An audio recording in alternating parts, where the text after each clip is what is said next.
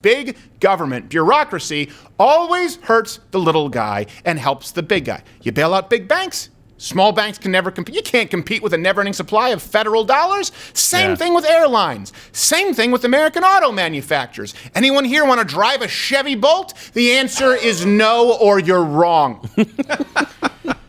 So I want to point this out here because big tech supports lockdowns, and there's this unholy relationship between government and big tech. And a lot of people don't necessarily understand. You still have some libertarians who I think are wrong on this, who say, well, it's a private business. If you don't like it, you can go start your own. I'm going to go start my own telephone service. Although we'll get to Parler in a second, who's doing very well. Let me show you. This is a town that actually has a town square, a little town McKinney that I found lovely a while back when I visited because I did a show a long time ago. And I said these places really exist. Yeah. So that's a town square. Now let me explain to you when we're talking about the First Amendment. That town square. See those arrows? Those are all individual businesses. Okay, they can all set the rules in their businesses as far as what you can say or do. You can't enter if you don't have shoes or a shirt unless you're Kenny Chesney doing a fourth album that's basically just Jimmy Buffett trying to cover up the fact that you're very straight, Kenny Chesney. Sideswipe Kenny Chesney. Businesses, all of these businesses here can determine what you say or can't say in their individual businesses. That is their right. That's a First Amendment. Absolutely. Now you have the town square right there in the middle. That's the town square, right? The public square where you can say whatever you want. You are free to speak out against the government. You are free to speak really your mind, as long as you're not actually committing a crime or lying. Like when people say you can't say fire, you can't yell there's a fire in the town square if there isn't because you could cause a stampede. Okay, now let's change this, however. This is the problem when you have companies that are now supporting lockdowns and run everything. All of those businesses that you see surrounding the town square, this is where we are today in 2020. It's 3 businesses, 5 if you're really reaching. We didn't include Twitter because, let's be honest. Jack Dorsey, you want a seat at the club, but you're at the kids' table. But Amazon, Google, Facebook, you could probably throw Apple in there. Now, here's something. So all of these businesses now, sure, they can set the rules as to what you say in their businesses. Only all of these companies have gotten together, and I mean this, actual meetings, we've actually been there for some of them, and agreed to the same policies as far as what is acceptable and what is not acceptable speech, and it's often based on a political opinion. Also, let's add to that, all of these companies own the town square. That's what we have now. Zoom out. And you have that in every single municipality in the United States of America. That is the issue with big tech. That is the issue with protection under the law, the safe harbor laws. And that is the issue with the most powerful companies the world has ever seen supporting lockdowns while you shutter your businesses in record numbers. They double when big companies, when the world's most powerful company ever doubles its profits and you have record business shutdowns. What point do you say the Democratic Party's not for the little guy? Here is something now. Parler's been growing very rapidly. A lot of big names they haven't left the other platforms, but they've been opening up profiles at Parler. And so, of course, now they are a target of the media. Here is a man on MSNBC talking about why Parler is, don't you notice, just like traveling is dangerous, anything they don't like is dangerous. What about arson? It can go either way. What about Parler? Oh, shudder to think of it. Here's them describing it. There are a lot of roadblocks to get on there, and once you're on there, it's not very usable. And then the other issue is, they are fine with hate speech and racism and stuff on that platform, but they're not fine with all other sorts of things. Swearing is not really allowed in some cases. Nudity is not really allowed. Wait. On Twitter, you can get nudity? Contrast with places like Facebook and YouTube where they allow child pornography, but not to say MAGA. So I think the contrast is quite clear. Back to you, Lawrence O'Donnell. Stop the damn hammering! This is the quality programming we can come to expect from MSNBC. So Parler's community guidelines are pretty clear, by the way.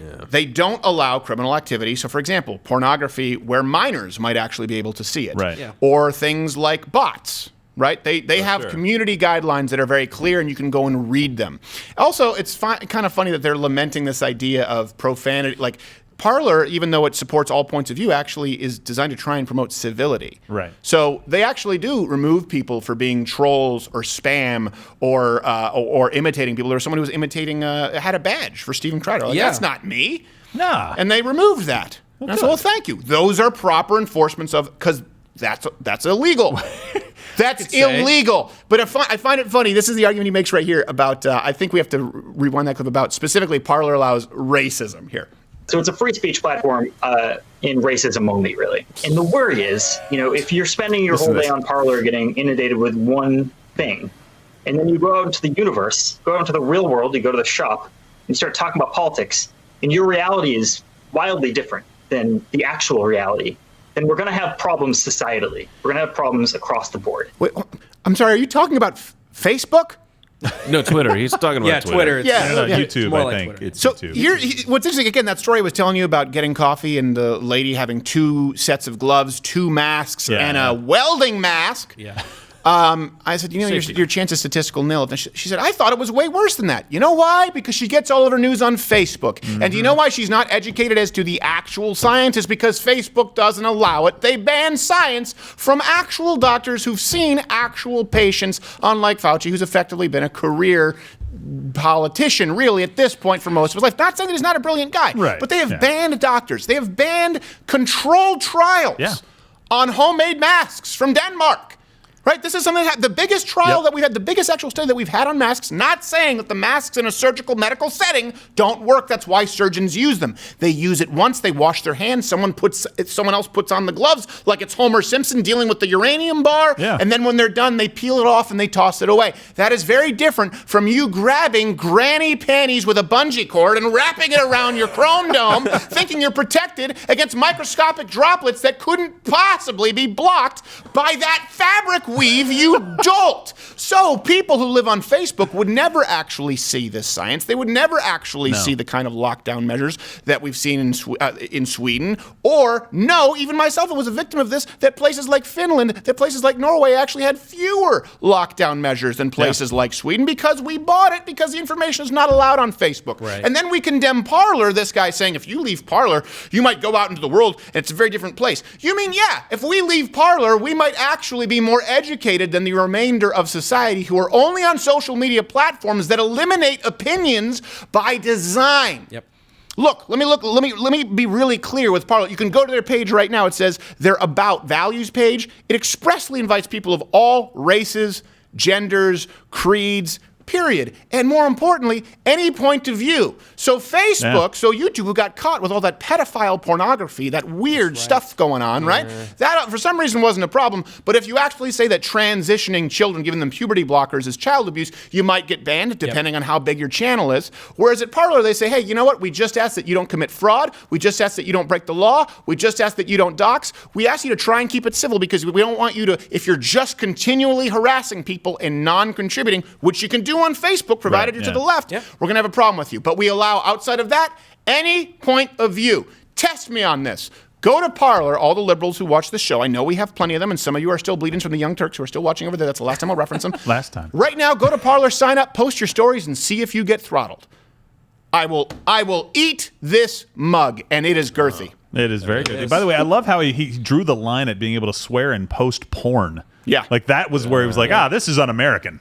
Can't say some bad words. He's un-American, and I can't. By the way, he's not American. Ben Collins is Canadian. And I thought he might be Canadian because I heard him say oat, and then I saw that he worked for MSN Canada, and I thought, okay, the two together, one by themselves, maybe he's such a crappy reporter, as you can obviously see, that they sent him to the feeder leagues in Canada. No, he's Canadian. And the reason he doesn't understand Parler, by the way, people who don't know this, Canada doesn't allow free speech. No. I come from Canada. It's the country where they fine and jail people for jokes. The friend of mine, Mike Ward of the show, put before a human rights tribunal for jokes. Yeah, you know what? I want people to live in the Parler. I want the real world to be more like the Parler world and less like the Facebook or the Twitter world, which means you have no accountability whatsoever, no transparency, and when speaking with in front of a congressional hearing, say, I don't know when I can get the answer to you. Well done! So Jack Dorsey, you can go screw yourself. Watch Good Morning Mug Club live every Monday through Thursday at 10:15 Eastern.